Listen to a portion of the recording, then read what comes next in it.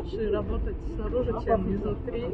СИЗО — это, конечно, интересное место, но я не согласна с тем, что сказал суд. Посадили, дали 5 лет. Несправедливо.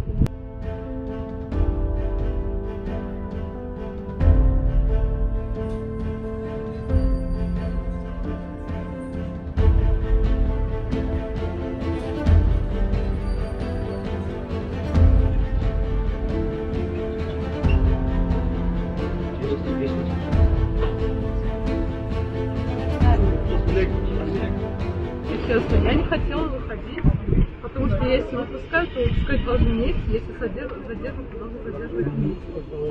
Не знаю, нет, надо собраться с мыслями сейчас. Но потому что вышло очень рада, лучше работать снаружи, чем изнутри. СИЗО — это, конечно, интересное место, но я не согласна с тем, что сказал суд.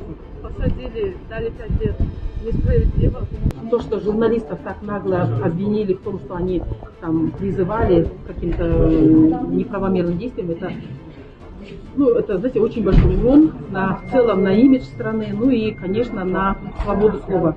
Люди начнут заниматься самоцензурой, начнут меньше проявлять активность и выражать свое мнение, а это всегда чревато очень нехорошими последствиями.